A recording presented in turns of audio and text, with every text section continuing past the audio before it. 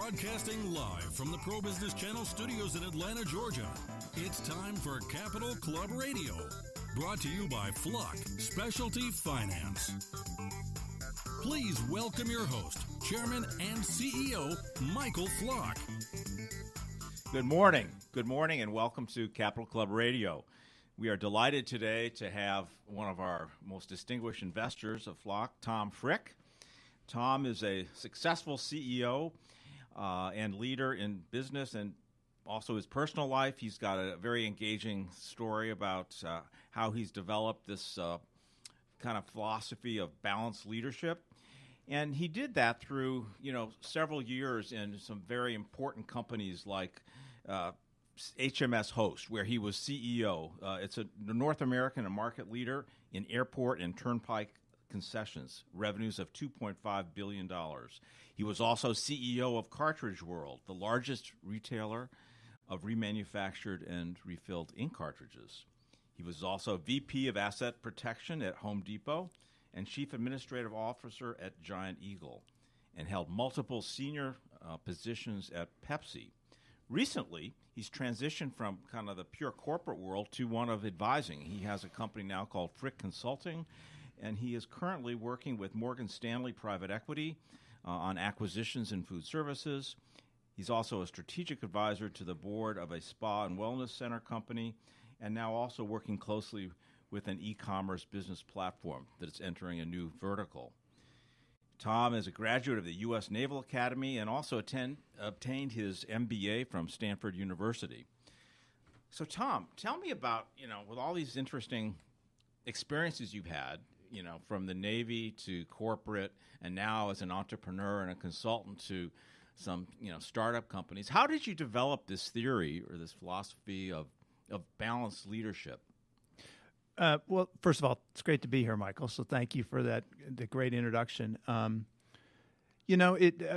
guess a couple ways. Number one, when you're in turnaround roles, you tend to get forced into the leadership crucible relatively quickly. And in my case, it started early. When you go to the Naval Academy, that is a big part of your education, is trying to understand leadership and what it means and how you do it, because it is. While some people are born with innate skills, it is something that you can learn. It is a competency that you can develop. And then, so certainly there was personal experiences, and then as well, I'm a big reader. I love to read. I typically read nonfiction. I, for a whole lot of reasons, have done a lot of military, read a lot on sort of military history, as well as business history, and it's really the observations you get from going through and following or understanding people like Patton or Churchill or Right. Lee and you start, I guess, at least in my case, I started building this framework or this model for what made them great and made them the leaders that they Now, were. when you think of Churchill, Patton, and Lee, I don't know if balanced comes to. Well, I not think the first Lee word comes to my mind. Those guys were really driven, and Lee was probably the most balanced of any of Okay. them, and I think certainly the perspective of Lee was that he was right. pretty unique in terms of who he was and his character. But I think in all cases, you see, and that's one of the challenges you have in the model is, and just sort of jump ahead, sort of philosophically, I think the true great leaders try to maintain balance along key competencies or key characteristics of their personality. Whether they're strategic or analytic, whether they're humble or whether they're Right. they're or confident versus humble, and all those. There's about 9 or 10 of them Right. that sort of I have. And part of the challenge is your personality typically isn't balanced. And I Exactly. think Yeah. and if you look at if you read a lot about Lee, he apparently had a ferocious temper. But he didn't demonstrate it. Right. It was rare, Right. and he sort of kept it in check so that when outwardly people thought this is a great guy, but there's instances where he gets alone or he gets with aides where Right. nobody's around, and Right. you sort of see it. And that's one of the challenges Yep. is your personality is not balanced. You have things you like to do, don't like to do, and I think to be an effective leader, you've got to understand your challenges and work to compensate them. Mm-hmm. Yeah.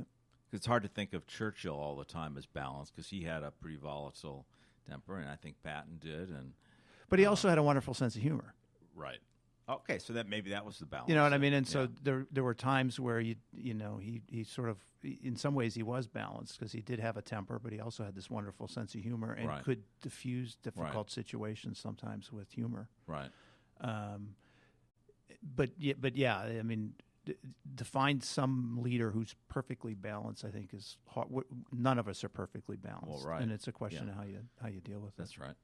Now, you started kind of learning about leadership, I think, at the Naval Academy. Mm-hmm. What were some of the lessons there that you learned? Such a great honor to get in. What inspired you to do that, and what did you learn from that experience?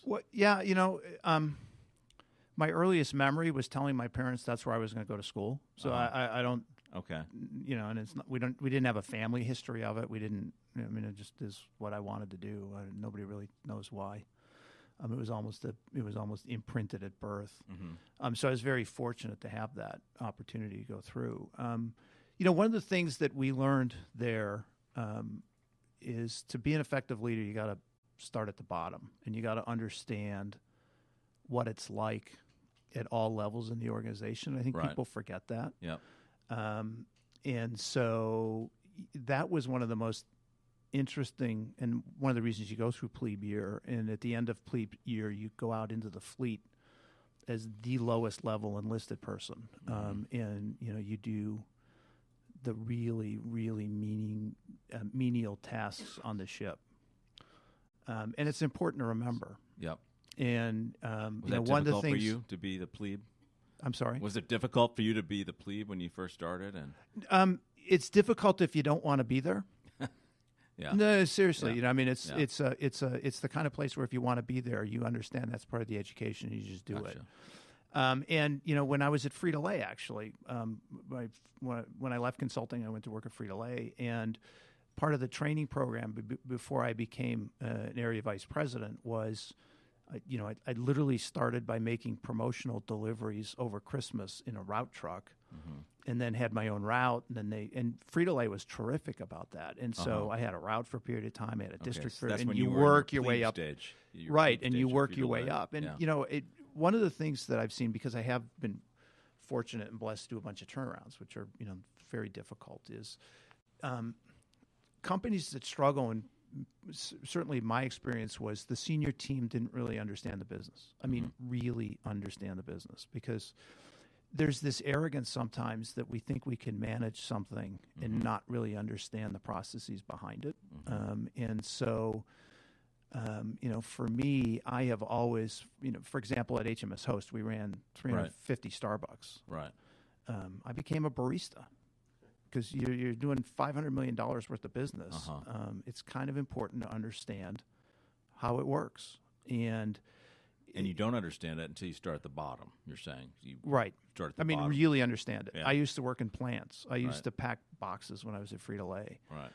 Because it really helps you understand. It does two things, right? Number one is it really helps you understand the business, so hopefully you make better and wiser decisions because you understand the entire process. And then the other thing is it sends a really important signal to the organization. That you've done it. That you've done it, and that it's important enough for you to learn it, right? And so I made it very visible that I was going to become a barista. It was a very important signal for me to send, because when you're doing $500 million in coffee sales, right, and people don't understand it, you can have performance issues as a result. So I guess then there are maybe two lessons here. One is you got to start at the bottom to learn the process, and at the same time, it sets the example in the future as a leader because you're doing what you expect the people to do. Right. Yeah. I mean, one of the things that you certainly I've always found is, you first of all, your organization will reflect your personality. Yep. Right. Yep. And if you're quick-tempered, you're going to tend to have, a quick-tempered organization. If you're if you don't take care of your people, they are not going to take care of your customers. Right? I mean, that's a pretty basic thing. People tend to forget that, which is one of the reasons I started thinking about balanced, right? If you want a balanced organization, then you need to be balanced, because if you're at the extremes, your organization is going to be at those same extremes over time. So you've got to create a culture to do that, is what you're saying then. Right. Yeah. And the culture will be a pretty close reflection of your personality and your style. And so, I think it's pretty important to sort of maintain that. And then you get what you talk about and you get what you model. So if you go to the organization and say, this particular product line is important, but I don't understand it, I don't know how it's made, I don't, it actually sends the reverse signal that, in fact, it's not important. At HMS Host, one of the challenges we had was, when I came on board, food quality wasn't a focus. And, when I went out on my first couple market tours, we spent all of our time in the customer section. Nobody went back in the kitchens. And that sends a signal to the cooking staff that food quality is not that important, because you're not going back into the kitchens. And so we made a point that whenever we did market tours, there was going to be a period of time during that tour where you went back into the kitchens, you interacted with the chefs, you looked at you sampled the food, you did different things, and it sent a completely different signal to the organization now that we were focused against food quality and that we were worried about sort of the, and so little subtle things, but, you've got to sort of, and again, go back to balance. They were 100% customer focused when I first got there. We started to spend equal time. I wanted to, it was as important for me to go see the kitchen as it was to see where the customers. So did you, as a result of that, have new metrics too, measuring? We didn't measure before. We created new metrics, and again, it's also a challenge because I'd never been in restaurants before, so what we actually did was I went to the chefs and I said, tell me the 10 questions I need to ask so people will think I grew up in the kitchens. Right. And I memorized them. And I still remember, I think I could still probably give you 8 of the 10, even though I'd never really worked in kitchens before. Right. Because when you do that, you got to be sincere. And, and the quickest way to be sincere is... And the same as if you were a barista, I guess, for the coffee. Right. You couldn't go in and talk to a barista about product quality if you didn't understand their job. Right. You just couldn't do it. Right. And they would see it as an insincere effort because you hadn't gone to the trouble to learn sort of what they do. Now, what about some of the other companies where you did turnarounds, like Cartridge World? Same. What were the lessons there? Well, I mean, my style has always been the same. I think when you go into a situation like that, I learned how to refill toner cartridges and ink cartridges. And again, I think people. When I was in I was in a fighter squadron for 3 years as a support person. I was a naval intelligence officer. I thought it was really important. There was this thing they did called NATOPS, which was their emergency procedures, and they would have a quiz on the different steps they had to do inside the cockpit when there were different emergencies. And so I got backseat qualified, and I took the tests with them. And I had the procedures memorized. I didn't have the first clue what any of it meant, but I had the procedures memorized. And they got the biggest kick in the world out of that. And actually, I had, I think, the highest average at one point in the squadron. Okay. I had no idea where circuit 5A3 was, but I knew that if we were in a flat spin, I had to make sure that circuit was, functional. Right. So it was, it's just little things like that. I think it's really important that you really understand the business you're in and, focus against it. Now, you also were in the grocery business at Giant Eagle. What were some of those lessons there that apply to balanced leadership? Well, the challenge Giant Eagle had when I joined was Walmart supercenters were coming in, and it was that was in the early 2000s, and at that point everybody thought that the scale of the Walmart supercenter businesses would. I mean, if you can think back that far, everybody thought Walmart supercenters were going to destroy the grocery channel, and traditional grocers were going to go away. And so philosophically, I felt that a well-run regional competitor that could flex its product portfolio and do some things unique to the region, could compete.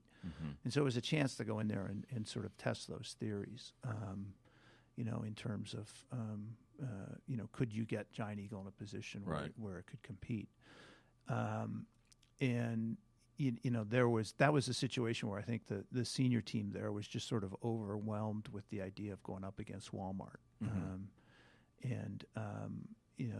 The chairman that was there was probably the best merchant I'd ever been around, but had some operational shortcomings, and it was really around coming in and shoring up the operations to sort of support his the strengths he had on the merchandising side. And so, and again, that was the case where I think he did something. He brought in people who understood operations, I think, a little bit better than he did. And again, it's that.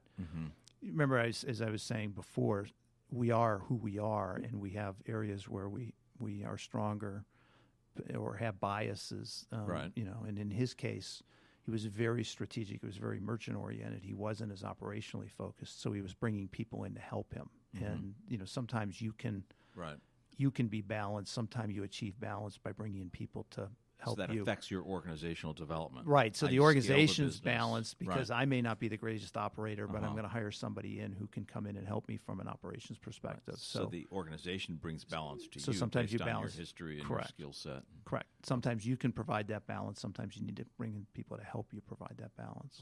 Right. Now, in all these companies or divisions that you've run, I mean, you've got this stellar resume, but it wasn't all easy. What were some of the obstacles that you encountered when you were in each one of these companies? You had to manage change. That had to be difficult. Right. Give our listeners some examples of some of the adverse situations you found yourself in, and how did you deal with that, and how did that maybe apply to your balanced leadership model? Yeah, well, most of my assignments or the roles that I've taken have been either turnarounds or businesses that may have been profitable but needed a pretty significant change in performance trajectory. And so they've all had their adversities, right? And I think one of the things you learn as you get older is life is full of adversity, and you always have adversity. It's a question of sort of the degree and how you deal with it. My first turnaround was actually in Puerto Rico, where the bulk of the workforce spoke Spanish, and I didn't. Okay. So I went down there. Without speaking any of the language at all. And part of my day started with Berlitz training, as I tried to get at least somewhat competent. Although, admittedly, that was a bit of a fail. I got to the point where I could read, but like our written history was all in Spanish, and so. When you go in a situation like that, it adds a degree of complexity to it, because when you go into a business that's struggling, or you're going into a situation, you're trying to understand: is it a problem with the business system? Is it a problem with the business culture? And in some cases, then you also had to determine: is it a problem with the culture? The culture of the local market. Right.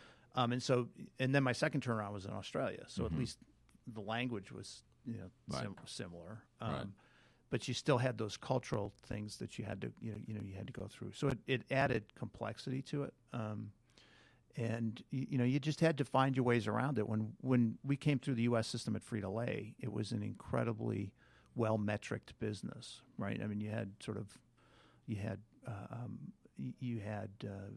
data for just about everything, and the approach tended to be very analytical, because you had all this data to support decision making. When you go to Puerto Rico, there was none.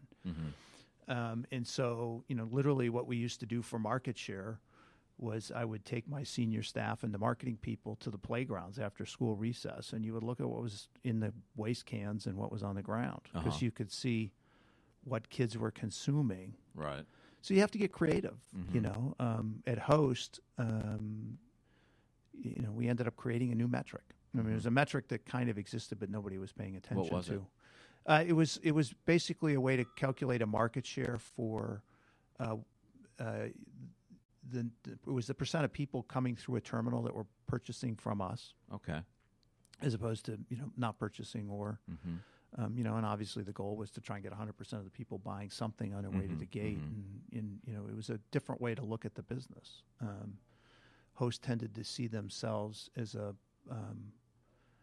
see their customers captive, and there is no worse thing for a business to do than to view its customers being captive. And we had some very early on. We had some philosophical discussions around, they're captive to the airport terminal if they want to get on an airplane, but they are not captive to the dining experience in any way, shape, or form. And so by creating that metric, it allowed us to focus on things. Because when you think your customer's captive, food quality, as I said before, food quality, some of these things don't matter because they're captive. Right. But by focusing instead on the percentage of people coming through, all of a sudden you had to think about your business differently, and it allowed us to focus on more consumer-driven activity, which made a big difference for the business. So changing metrics, I guess you're saying, is one way that a leader can change the organization's focus and processes. But what else culturally? Because I know in my own situation at Dun & Bradstreet and earlier at AT&T, that when I was trying to change a division or a company, there was sometimes a lot of inertia, organizational inertia, because people are so set in their ways. They've done it the same way for years, and you're the new leader coming in. You haven't had the bottom-up experience necessarily that they have. They think they know more than you. Right. And, how do you incite and incent and drive that change? Well, we were talking a little bit about before the show. I always, and certainly what I learned, and look, I was blessed. I worked at Pepsi under 2 or 3 just absolutely phenomenal chair people. Actually, I've known the last 4, and I had a chance to work very closely with 3 of the 4. Well, actually, all of the 4. But what I would do is we always tried to develop themes. And it would be the strategies that you were going to employ. And to show you how powerful it is, I joined Frito-Lay right after Roger and Enrico had gone in. Frito-Lay had been going through years of decline. He did the first ever layoff and restructuring of the business.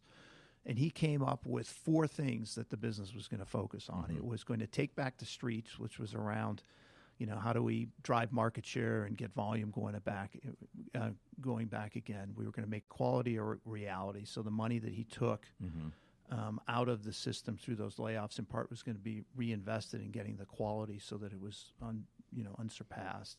It was going to be find a better way, which is all about productivity, and how you were going to continue to look for ways to get costs out of the system so you can continue to invest in sales initiatives and quality, and win together, which was this is 30 years ago, and I still remember those 4 things. Right. Wow.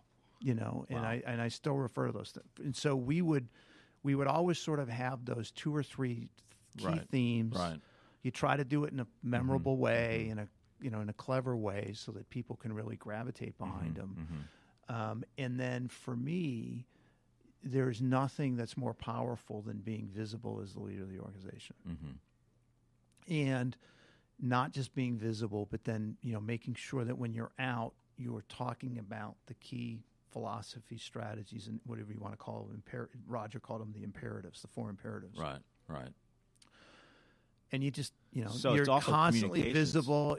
The 4 imperatives, that's also an element of communication, how you communicate that to your organization and you institutionalize it.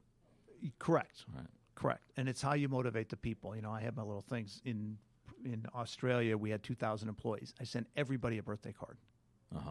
Because I wanted them to feel like they were part of, the broader organization. Right. And,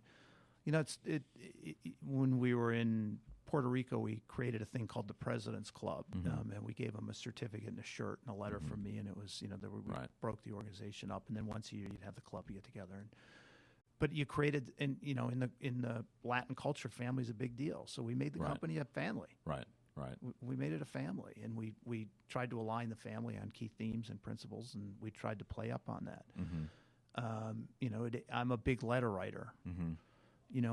When I do market tours, I would always, when I came back, write A real letter or an Oh, email? no, real letter. So that's just an email. Okay. No, I'd get the names of key people that Okay. we met, and Yeah. and and again, this is where one of the lessons that I have these crazy things I always tell the junior, like my new executives that are coming up.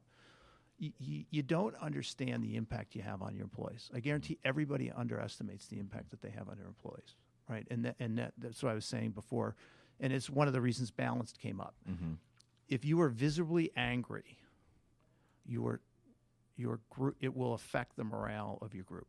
Mm-hmm. If you react quickly, if you're quick to temper, Mm-hmm. people will be afraid to tell you stuff. Mm-hmm. And so you've got to really be sort of, I think people underestimate. All leaders have a tendency to underestimate the subtle, how much of an impact they have on people, and how little subtle facial expressions, how can impact Right. their day Right. and their approach on business. And so, the story I like to tell, we were doing a market tour on the motorways, and we stopped at a rest stop in Delaware, and there was this woman had been working for us for 35 years, long time, and she was the chicken breader at Popeyes. And so I took 15 minutes and I said, I want you to teach me how to bread chicken, right?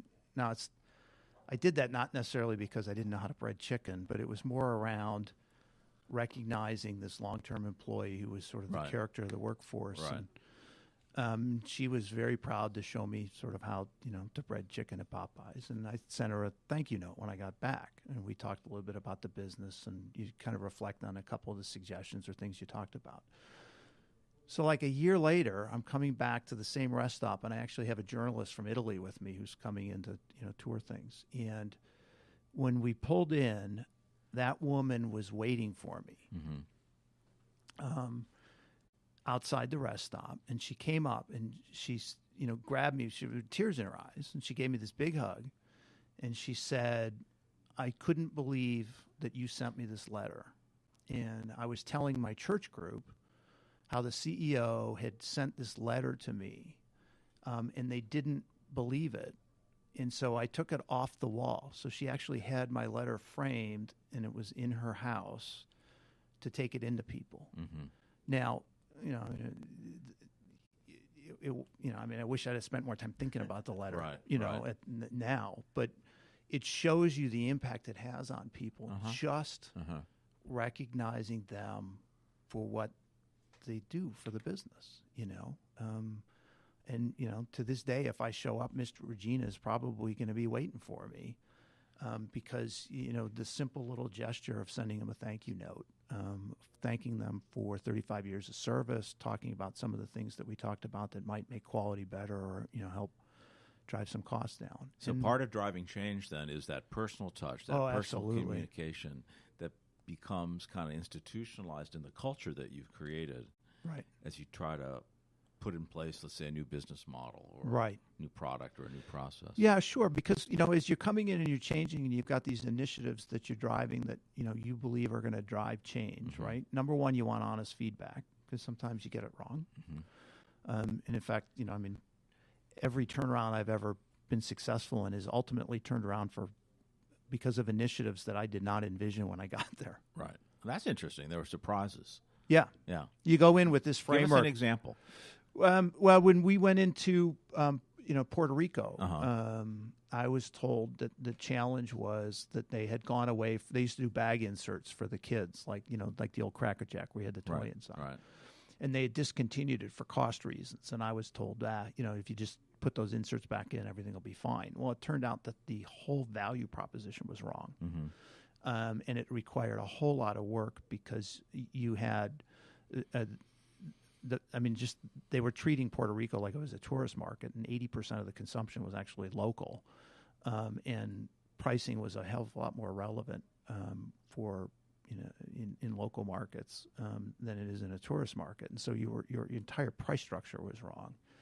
And so you had to go find and restructure overhead to fund a pretty substantial price reductions to get yourself in. And so, I mean, it was a completely different. Right. So we went in with this, we're just going to drop some inserts in the bag and we'd be fine. And we ended up having to do major restructuring of the overhead structure. We had to get price points different. We had to do a lot of different things. Never was contemplated when we got there. In Australia, the typical business model for Frito-Lay was go into a market leader, buy the market leader, and then bring in your global brands like Frito-Lay or like Lay's potato chips and Cheetos. Right. And that's what they had ultimately done in Australia, and it was failing. And the big insight that took me 2 years to figure out, because sometimes you're not as quick as you'd like to think, is in the Australian market. I used to joke that it supported 2.5 brands. So you had a market leader, you had a number two, and the trade there concentration was really high. So the trade sort of managed who won and who came in second. And then there was a third brand that kept rotating through because it would go bankrupt and they'd bring a new one in. Right. Because they sort of managed it in third. And Lay's and Cheetos were like our sixth, seventh, and eighth largest brands. So we were absolutely nowhere. Yeah. And so at one point, I don't know if it's still the case, but I was the only general manager in the history of Frito-Lay to take the global brands out of the marketplace. And so we discontinued trying to push Lay's, and we went back to the original brands. Wow, that's a radical change. It was very radical, and I was fortunate to have a boss that supported it, because you can imagine going into corporate and sitting down with the chairman and saying, the big idea is to take our corporate brands out. Fortunately, it worked. So fortunately, I had a boss that supported it. And, but it took us 2.5 years to figure that out. And that was never, ever contemplated when I went in. It took 2.5 years because you weren't successful. Well, because we went in with this, here's the playbook and here's what we're going to execute. And we, tried, and we're getting nowhere. And then one day we said, geez, maybe it's so more essentially radical. You embraced adversity by going back to where Frito-Lay was. Yeah, and you think outside the box, right? I mean, it was Right. it was the reverse of what had worked around the world. And so, it took us a while to sort of figure that one out. So, I think you go in with preset conditions or preset ideas of what's going to work, and you have to, and again, balance is, part of the balance is you have to be patient, because sometimes strategies take time. Murphy works in corporate America, so usually what you try first doesn't work. Right, because it's Murphy's Law. And patience wasn't exactly a strength of Churchill, Patton, or Lee, I don't think. Maybe with Lee, but I don't think Patton I don't know. Or Churchill were very patient. Well, yeah, but he also fought a war for 8 years. Yeah. So, you're yes and no.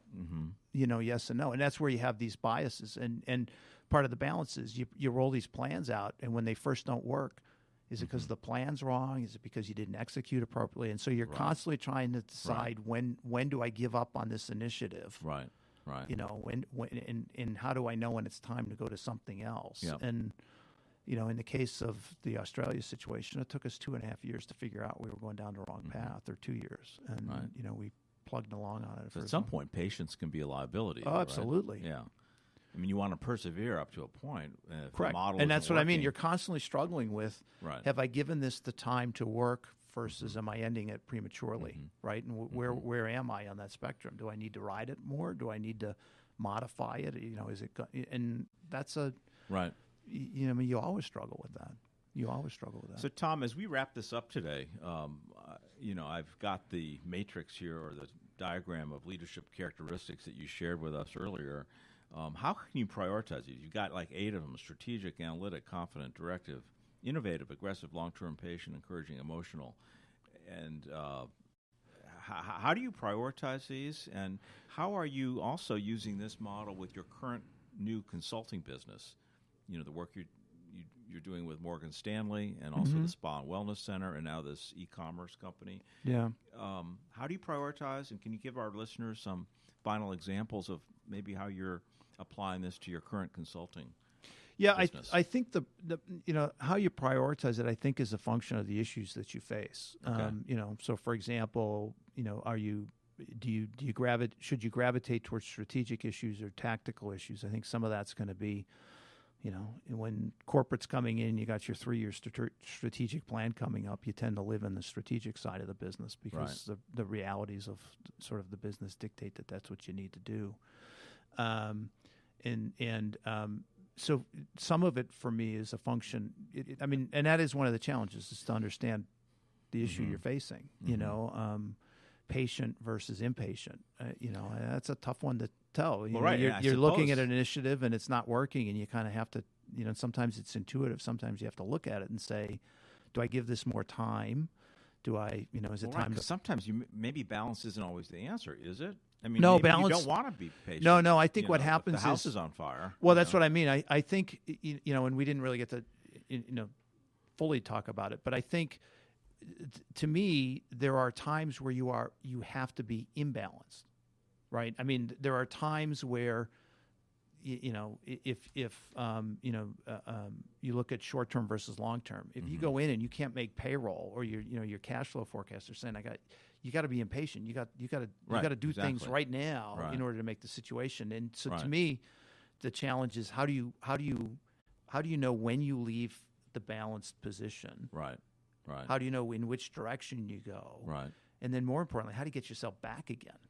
Right? Because when you're facing tactical issues, you see a lot of businesses that fail because there's a strategic problem, but the CEO is sort of wrapped up in tactical issues and misses the big picture. Right. You see businesses that struggle because the CEO is very strategic and doesn't understand that on the at the plant level they got a problem. Right. It's constantly, how do you go back and forth? And the challenge that you've got to look at and develop, and the skills you got to develop, are twofold. It's the business situation that you're in is always going to knock you out of balance. It's always, you're always going in one direction or another in any one of these attributes. And so the question is, how do you get yourself back again? And then how do you compensate for your personal biases, which also sort of tend to knock you off balance? Right. And so, I tend to be, I used to always say, to people, the greatest acting challenge in the world is to be a CEO. Because, there'll be times where you're scared to death. But you can't let people see that. There are, and I used to tell people, one of the common gripes that you see in executive teams is the budget's too hard. This crazy budget. I used to tell people, you will never know ever my true belief of that budget. Right? Because you just can't do that. You can't. Well, you have to be authentic, though, right? You have to be authentic, but you have to be authentic in terms of your leadership and style. But there's certain things you don't want to be, because the minute you go into your senior team and go, this budget next year, you just sent the signal to the organization that you can't make it. Right. And I've been blessed with great people that have always worked with me and for me, and I was learning the sales system at Frito-Lay, and one of the they called it the doc disease. This guy called it the doc disease. If you go onto a Frito-Lay route truck and ask the guy how the business is going that week or that month, and Frito-Lay was just an incredible machine, in terms of performance delivery, they would always tell you it's slow. 95% of the time they'd go, oh yeah, it's slow. If you said, oh, that's too bad, or maybe it'll pick up next week, you've just sent a signal to the guy that it's okay to have a bad week. Right. And he was, phenomenal at, I was down to talk to 3 other guys and they're having a good week. And have you done this? And you've got Kroger, have you done the specials in Kroger? And so you have to be authentic in terms of who you are, but there are some things you can lie about. And I would never tell them whether I thought, the only thing they ever heard from me was we were going to hit budget. Right. Period. We were going to deliver it. Yeah. And I was authentic sometimes in terms I would say, I don't know how yet, but we're going to get there. And so I think that's part of, so when you've got personal things, you've got to figure out how you overcome them publicly. And, you've got to find your ways to vent or, go sort of, express your concern, do your thing. But, you've always, the great people I've always worked for, sort of were balanced, had that balance, and that's where it came from.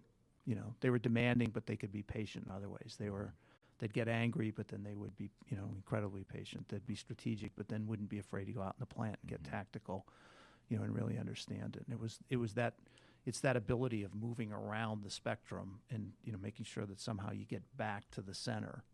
And that the challenge of knowing when you've got to go to one of the extremes. So it was that flexibility, that adeptness at that's situation specific. Right. What you're saying. You can't live you want to be in the middle on average, but you can't live in the middle. You've got to sort of be bouncing back. Exactly. And it's easy to forget sometimes, and then it's sometimes easier and hard, easy to forget or hard to get yourself back into a balanced position.